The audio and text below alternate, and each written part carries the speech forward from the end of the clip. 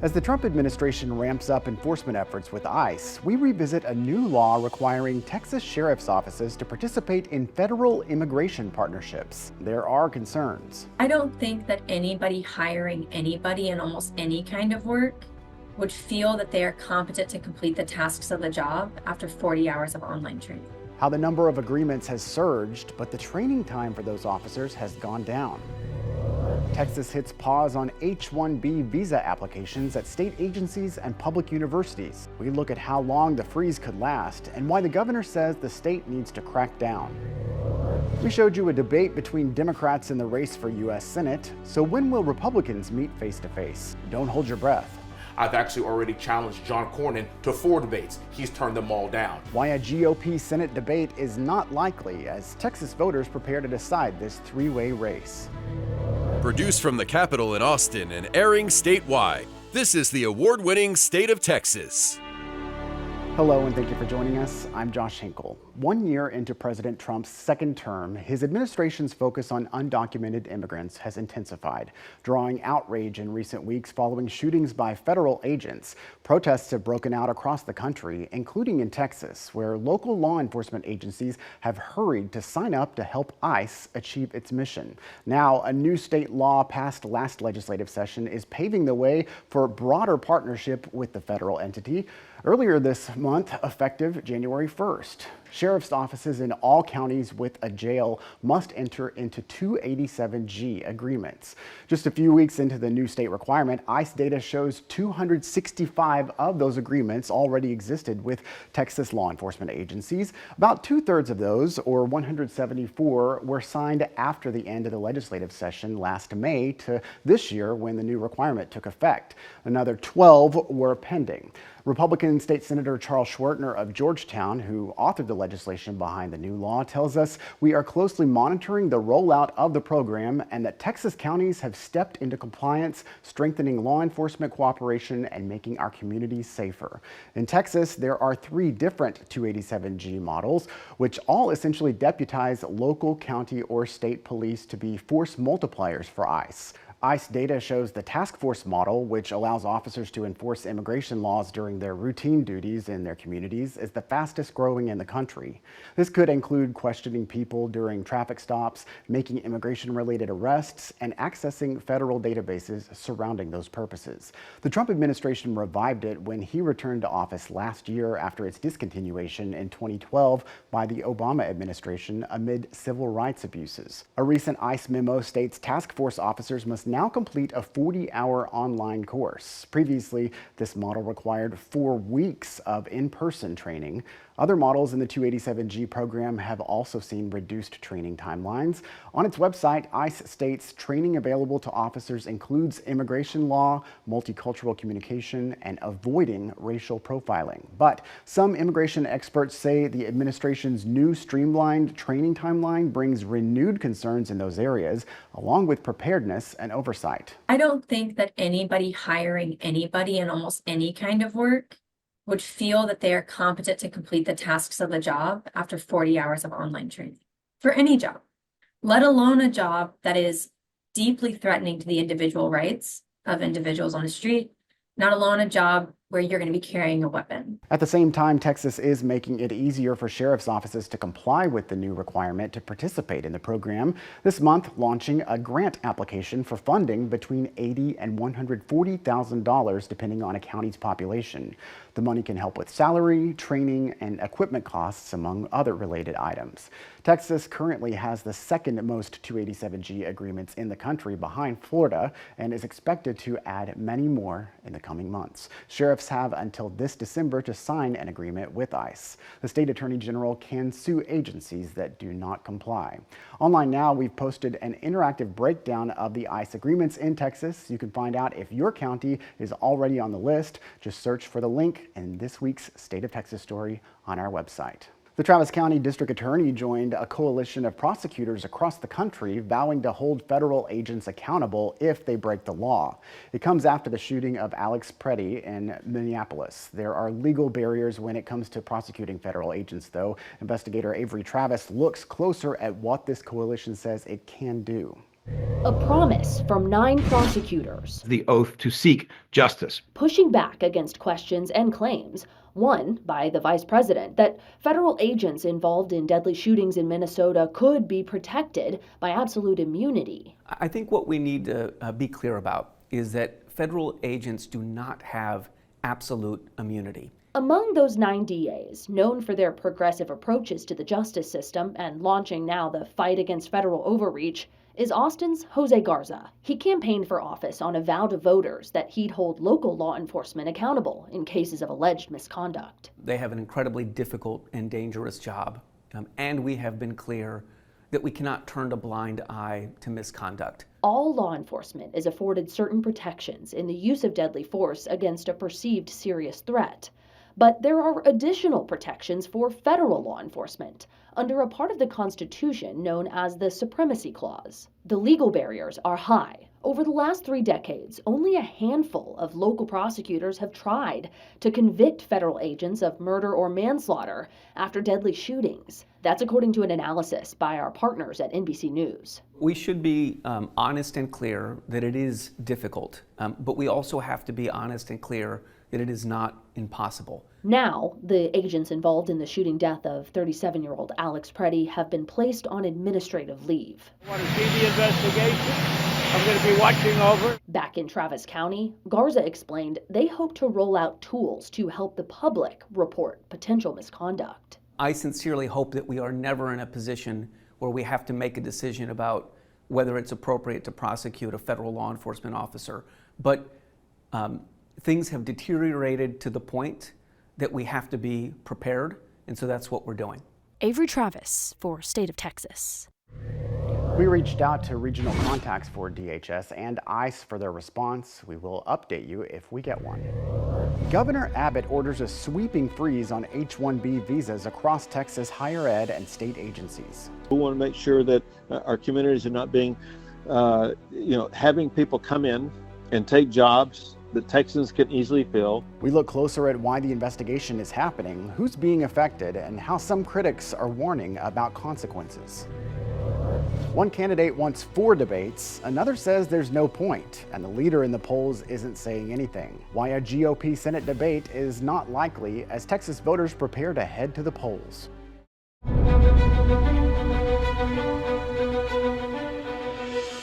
Governor Greg Abbott is launching an investigation into possible abuse of H-1B visas. Those visas allow companies and public institutions to hire foreign nationals for highly skilled positions. But some critics believe the federal H-1B visa program takes jobs away from skilled Texans. And as Dylan McKim reports, the governor is now directing certain state agencies and public universities in Texas to freeze new applications.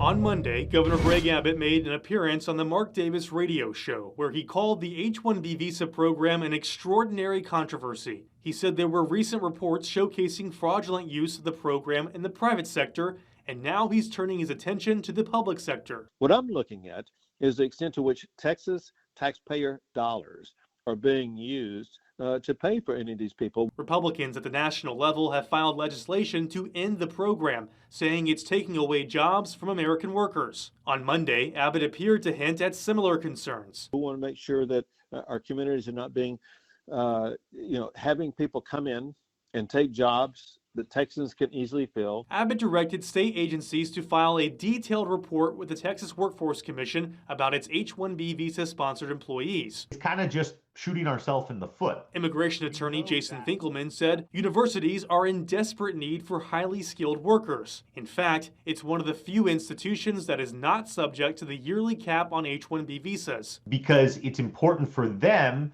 to be able to teach and train U.S. workers with the best talent they need. Federal data shows Texas A&M University received the most H-1B visas out of any public university in Texas in fiscal year 2025. That's when the school sponsored 214 H-1B visa holders. A spokesperson for the university system said it already discontinued new visa applications and is following the governor's directive. But Finkelman questions the governor's authority on this issue. I'm not sure what, if anything, the governor can actually do. Dylan McKim, State of Texas. We reached out to the Texas Workforce Commission to see if it had current numbers on the amount of H-1B sponsored employees working for the state government.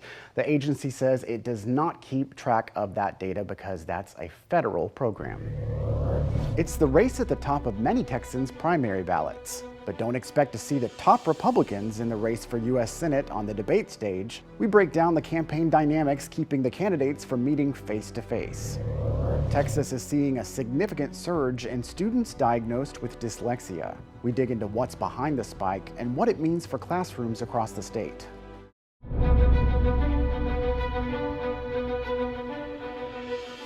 Early voting for the Texas primary starts in less than 3 weeks, and at the top of the ticket, two contentious primaries in the U.S. Senate race. Last week, Democrats Jasmine Crockett and James Tallarico met on the debate stage. However, you're not likely to see a debate between the Republicans in the race. State Capitol reporter Adam Schwager spoke with two of the candidates in the GOP race for insight. I've actually already challenged John Cornyn to 4 debates. He's turned them all down. U.S. Representative Wesley Hunt says he's been trying to organize a debate between himself and U.S. Senator John Cornyn, who he's running to replace. Cornyn's response? This is an effort by him to get some visibility, and I just don't see any point in wasting the time debating with Congressman Hunt, since his candidacy is not going to survive the March 3rd primary. In the latest public polling coming from Nexstar and Emerson College earlier this month, Hunt trailed Cornyn and fellow challenger Attorney General Ken Paxton by 10 and 11 points respectively. While Cornyn believes he's destined for a runoff with Paxton, Hunt is confident in his chances. And I can assure you we're probably going to head to a runoff, and I will be in that runoff. Speaking of Paxton, his team has not responded to 10 different Nexstar requests for one-on-one interviews since mid-September. Instead, he's focused primarily on speaking through his official actions as Attorney General, including issuing an unprompted legal opinion on Martin Luther King Jr. Day, attacking DEI.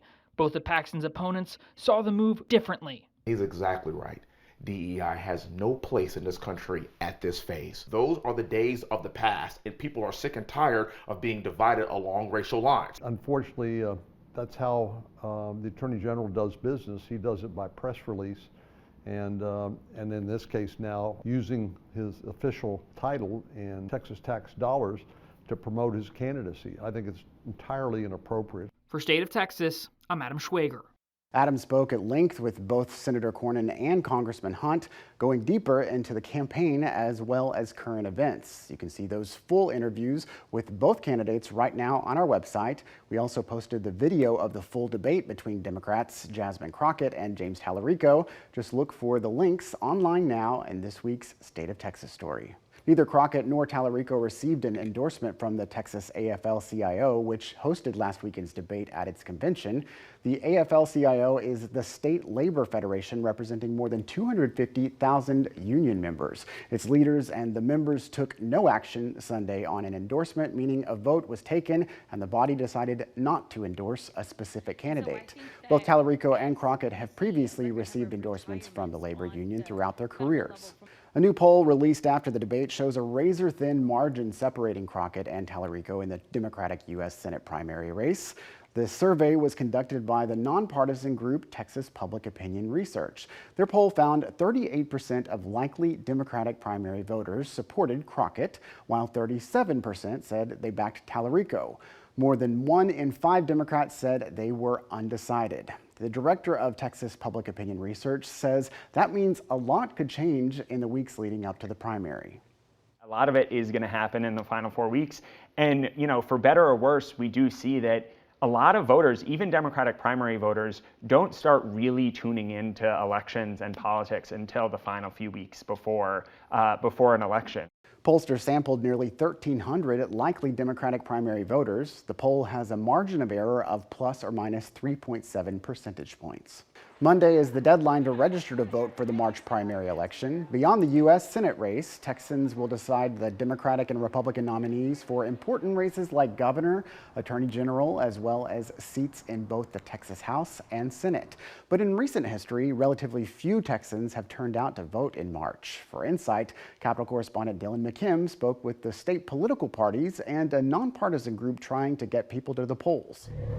In the last primary election in 2024, only 18% of registered voters in Texas actually voted. 80% of those who did vote were over the age of 50. Only 4% were under the age of 30. March is actually where our leaders are chosen. Marjorie Clifton is the co-founder of March Matters, a nonpartisan coalition trying to increase voter turnout in March. She says usual primary voters in Texas self-identify as the extremes of their political parties, not reflecting the views of average Texans. We're trying to expand the number of people who can have their voices heard and have a pool that's much more representative of the state, of people's political views. Clifton said they are trying to educate voters on the importance of March primaries by going through faith leaders, gyms, and companies. Both state political parties are performing their own outreach to get voters to the polls in March. The Young Republicans of Texas said it's utilizing social media to engage young voters. I mean, social media is everything.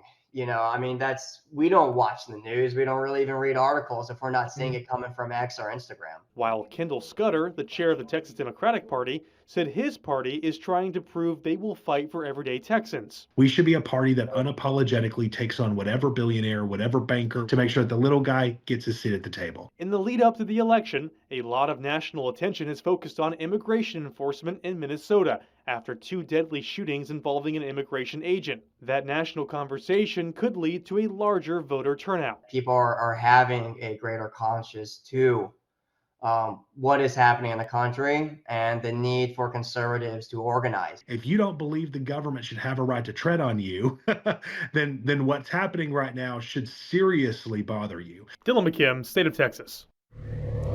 You heard Dylan mention that in the 2024 March primary, just 18% of registered voters turned out, but that's actually slightly higher than recent midterm primary turnouts. For example, in 2022, 17.7% of registered voters cast a vote in the March primary. That was up from the turnout of just over 17% in the 2018 midterms in Texas. And those numbers, while low, are significantly higher than what Texas saw in 2014, when just 14% of voters took part in the March primary. Hundreds of thousands of Texas students are now identified with dyslexia, a jump of more than 600%, and that has schools scrambling to keep up. You obviously have to train and get those individuals, equipped to then teach those students. We dig into what's driving the surge and how educators are adapting.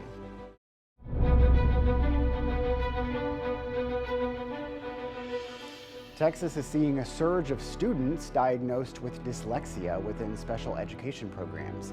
It's one of the stories standing out in the 2025 Texas Education Agency annual report released Wednesday.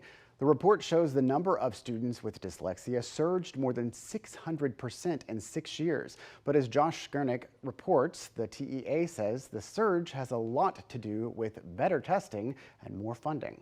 Okay, you're going to read to me just like normal. Doing timed cold and hot reads of stories. Okay. Gloria Rustin works with students with dyslexia, hundreds of repetitions, instilling one of our most important skills. It's something she's done for 26 years. Say deal without d. Seeing results. KLE, ankle. And today she wore 92 words per minute. Ask her why, she's an open book. That's why I love my job. They, to see them grow from not reading and have labored reading, it's night and day when they begin to see the improvement in their reading. Say sofa. Gloria is one of the 26 dyslexia therapists in the Hayes Consolidated Independent School District. It's a position in demand statewide. The 2025 TEA annual report out Wednesday showed a 600+% increase in the number of dyslexia students in special education classrooms across a 6-year period, with just more than 212,000 in the 24-25 school year. The TEA says statewide, classrooms are working to keep up. As you have more students identified and you are providing those evidence-based programs, you obviously have to train and get those individuals, equipped to then teach those students. Texas House Bill 3928 passed in 2023, making special education now cover dyslexia. Districts get funding per dyslexic student in the program, meaning more opportunities for help. That accounts for the astronomical increase of kids in the program. But overall, there's still about 100,000 more kids diagnosed with dyslexia in Texas compared to 6 years ago. Educators agree it's not that there's something in the water. Testing is more robust. Prior to our intentional screening, I would say it'd be more of a teacher coming forward and saying this student is in need of an assessment, or a parent saying, I think my child is struggling, we need to assess them. Sight words, sound cards, activities for phonemic awareness, syllables. Gloria says the tools they have now to help kids is a far cry from how it used to be. Back in the day, it used to be old school VHS tapes that a kid watched and they learned from for dyslexia. What is the first syllable? No matter how they do it, Gloria will tell you she believes in these kids. I love these children, and to see those kids come back from high school or end up in the top 10%, or excited about, hey, I just graduated from college and you helped me reach those goals. So that's why it's passionate to me. E-sound. In this case, a child is worth 1,000 words. Josh Skurnik, State of Texas. You can dig deeper into the data online now. We posted the full TEA report on our website. Just look for the links in this week's State of Texas story. Thank you again for joining us for State of Texas. I'm Josh Hinkle. We'll be back next week to bring you an in-depth look at Texas politics.